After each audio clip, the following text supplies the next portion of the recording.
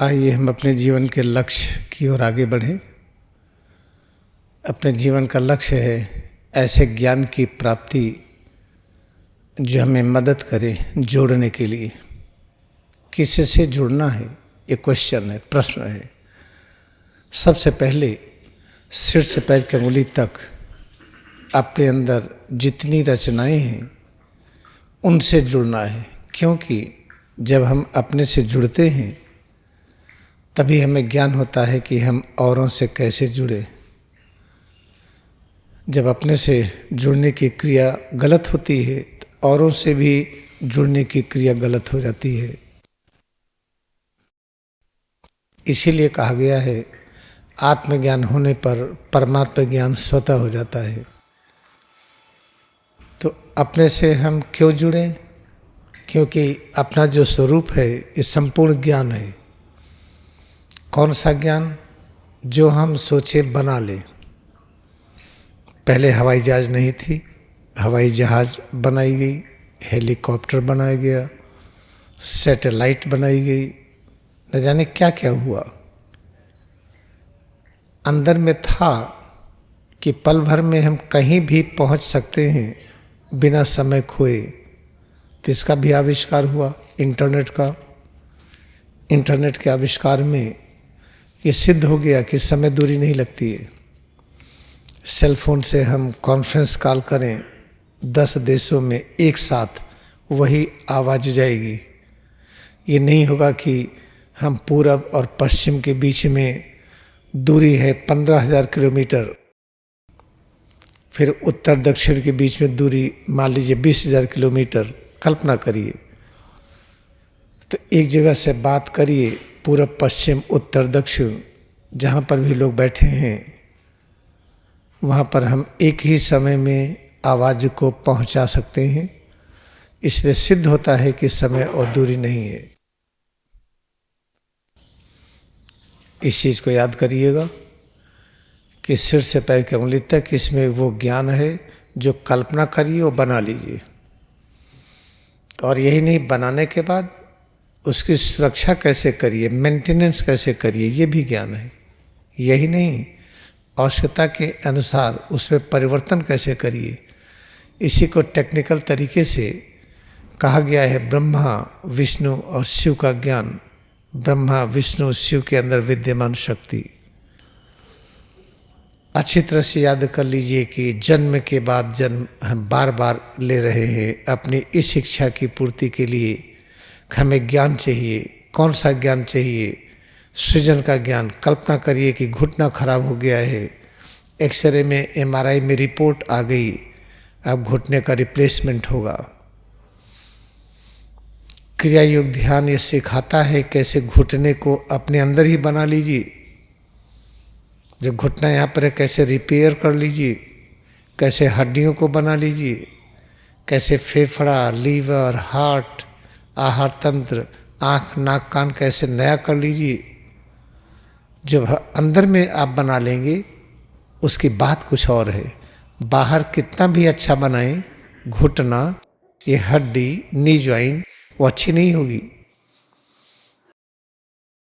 इस तरीके से याद रखिए कितने महान हैं आप। आपका अस्तित्व की महिमा कितनी महान है, लेकिन ये पढ़ाया नहीं गया। ये पढ़ाया गया कि हम कितने गंदे हैं, हम पाप कर्म से प्रकट हुए हैं, हमारे अंदर दोषी ही दोष है, अनेक प्रकार के दुष्कर्म और पाप किए हैं। ये पढ़ाया जाता है घर में भी, बाहर भी, स्कूल और कॉलेज में, हर जगह। तो याद रखिए सिर से पैर की अंगुली तक आपका ये जो स्वरूप है, ये स्वरूप है दृश्य रचना, जो संपूर्ण ज्ञान का एक दृश्य आकार है। बनाने का, सुरक्षा का, परिवर्तन का वही तो चाहिए। जब तक चाहिए पृथ्वी पर रहिए ऐसा ज्ञान, और जब आवश्यकता खत्म हुई तो अनावश्यक न रहिए। अनावश्यक रहेंगे तो यही हुआ अटैचमेंट। इसी को राग कहते हैं, सीमित प्रेम कहते हैं। सिर से पैर की अंगुली तक इस आकार से प्रेम हो गया कि इसको छोड़ना ही नहीं चाहते हैं, इसे भी राग कहते हैं। जब आवश्यकता खत्म हुई तो सिर से पैर की अंगुली तक इसको अदृश्य कर दीजिए। अदृश्य करने का क्या तरीका अपनाते हैं? क्या योगीराज योगावतार लहरी महर्षि की तरह अत्यंत विनम्र तरीके से, जैसे सब सामान्य लोग शरीर छोड़ते हैं, ऐसे ही छोड़ा उन्होंने।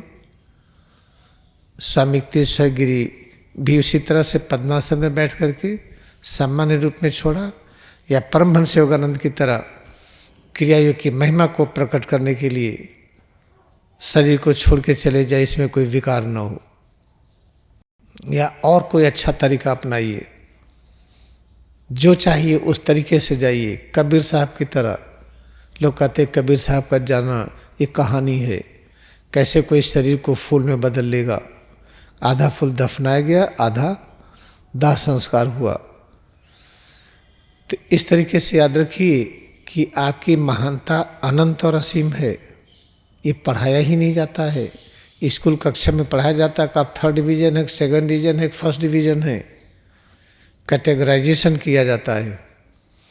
घर में भी कहा जाता है लायक है नालायक है। ये पूरे समाज में कहा जाता है 2 तरह के व्यक्ति हैं, एक गंदे हैं एक अच्छे हैं। ये टोटल एक गलत शिक्षा है। प्रत्येक व्यक्ति का दृश्य रूप संपूर्ण ज्ञान का स्वरूप है, जो ज्ञान ब्रह्मा विष्णु शिव के अंदर विद्यमान है। जो शक्ति हमें चाहिए बनाने के लिए, रक्षा करने के लिए, परिवर्तन करने के लिए, वो रूप में आपका स्वरूप है। कौन कहता है कि ये व्यक्ति गड़बड़ है? नहीं भाई, वो गाली दिया, वो मारा पीटा, गाली दिया, आप चलते हैं, आप भी तो गिर पड़ते हैं, चोट आ जाती है, फिसल के गिरते हैं, ठंडी हवा की मार पड़ती है, गर्मी की मार पड़ती है, उससे तो शिकायत नहीं करते हैं। उसके गहराई में आइए, कोई आदमी गाली क्यों दिया, कोई झगड़ा क्यों किया।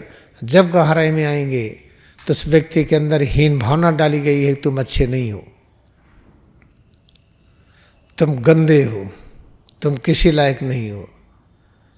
जब किसी व्यक्ति के अंदर हीन भावना डालेंगे, तुम किसी लायक नहीं हो, तुम गंदे हो, तुम्हारा दिमाग तेज नहीं है, तो व्यक्ति ऐसे ही व्यवहार करेगा, मारपीट करेगा, अनेक प्रकार के, और उन कर्मों को करेगा जिसे हम अमानवीय कर्म कहते हैं। अच्छी तरह से याद रखिए, जिस संदेश जब सबके दिमाग में आ जाएगा कि प्रत्येक व्यक्ति चाहे जिस रूप में हो, प्रत्येक व्यक्ति का जो साकार रूप है बड़ा ही महत्वपूर्ण है। इसकी महिमा अनंत और असीम है। जिसे ब्रह्मा विष्णु शिव कहते हैं, उनके अंदर के समस्त ज्ञान और शक्ति का प्रतीक है प्रत्येक मनुष्य। जिस दिन ये बात समझ में आ जाएगी, झगड़े रुक जाएंगे, तनाव चिंता दूर हो जाएगी, बीमारियां नहीं आएंगी, किसी भी प्रकार का वायरस बैक्टीरियल अटैक नहीं होगा, किसी प्रकार का एक्सीडेंट नहीं होगा। लेकिन इस बात को फैलाने में समय लगेगा, क्योंकि सारे जितने भी धर्म ग्रंथ हैं वो क्या बताते हैं? उल्टा बताते हैं। स्कूल कॉलेज में उल्टा शिक्षा दी जाती है, घर परिवार में भी यही शिक्षा दी जाती है। ये कहाँ बताया जाता है? कोई आदमी शराब पी करके नाली में पड़ा है और गाली दे रहा माता पिता को, क्या कहते नालायक है? वो नालायक हुआ क्यों? उसकी निंदा की गई होगी, उस व्यक्ति की ऐसी निंदा की गई होगी कि उस दुर्दशा को प्राप्त हो गया वो। तो उसके लिए जिम्मेदार कौन है? शिक्षा का अभाव। शिक्षा देता कौन है? घर में माता पिता से आती है, भाई बंधु से आती है, रिश्तेदारों से आती है, स्कूल कॉलेज से आती है, या कहीं मंदिर मस्जिद गुरुद्वारा में जाइए वहाँ से आती है। इस तरह की शिक्षा दी ही नहीं जाती है। और क्रियागत साइंस से कहता है केवल मानव ही नहीं, कोई भी रचना लीजिए, धूल का कण लीजिए, बालू का कण लीजिए, सूखी पत्ती लीजिए, ब्रह्मांड की कोई भी रचना लीजिए, उस रचना का वही गुण है कि संपूर्ण ज्ञान और शक्ति विद्यमान है उस रूप में। लेकिन उस अणुपरमाणु से, सूखी पत्ती से या किसी और रचना से उस ज्ञान को खोज करके निकालना कठिन है। अपने अंदर एकाग्र करके उस ज्ञान को खोज करके निकालना आसान है। इसलिए क्रिया को साइंस से कहता है अपने अस्तित्व को स्वीकार करिए, इसमें एकाग्रता बढ़ाइए और ढूंढिए ज्ञान को। संपूर्ण सब चीज़ें मिलेंगी। हम याद रखें कि अपने में एकाग्र होकर के जब अपने से शिकायत शून्य हो जाती है, तभी हमें ज्ञान होगा कि हम औरों के साथ कैसे जुड़े।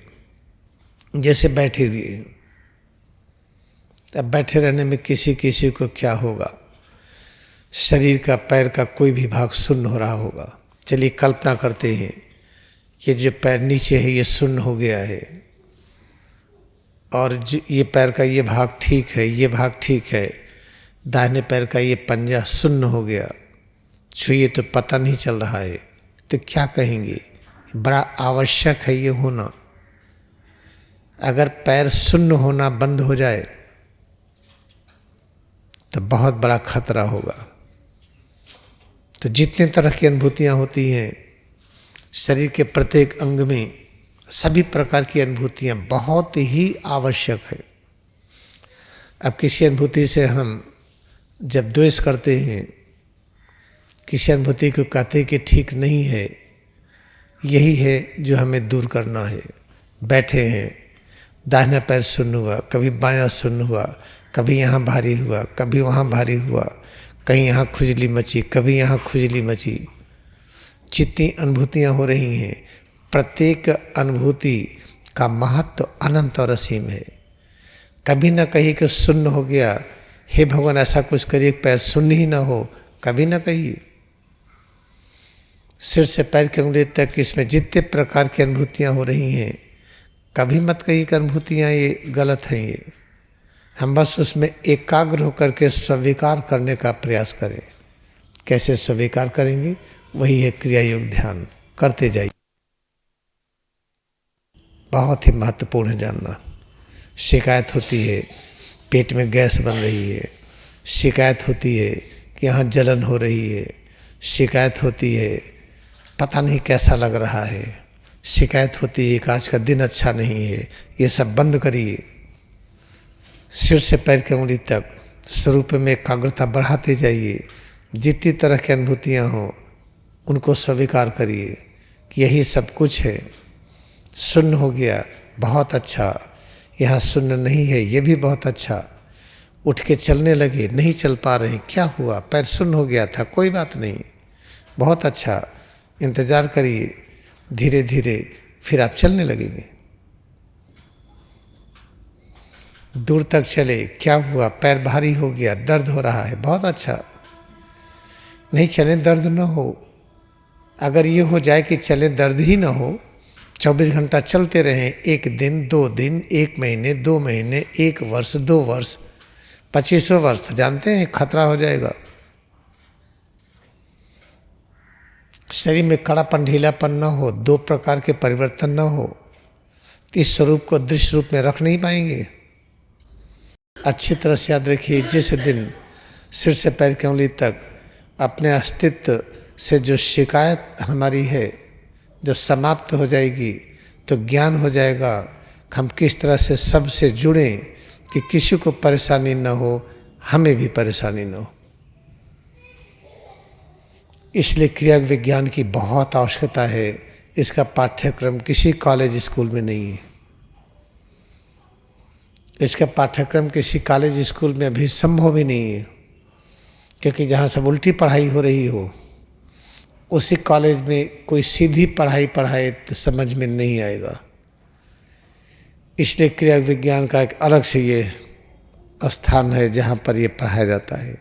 धीरे धीरे इसका विस्तार होगा तो सभी शिक्षक जो पढ़ाते हैं, सभी डॉक्टर जो इलाज करते हैं, सभी इंजीनियर जो काम कर रहे हैं, सभी लोग जो खेती कर रहे हैं, जितने भी मानव वर्ग हैं, क्रिया योग का ध्यान सभी करने लगेंगे और ये पृथ्वी स्वर्ग हो जाएगी। स्वर्ग का अर्थ है गरीबी दूर हो जाएगी, तनाव चिंता लड़ाई दूर हो जाएगी। ये बहुत इम्पोर्टेंट है। आइए इसी संदेश के साथ हम लोग गहरी सांसों के साथ अंगड़ाई लें। With this brief message let us stretch all parts with double inhalation. मुंह से 2 बार में श्वास निकालते हुए सब ढीला कर दे। फिर से दोहराएं।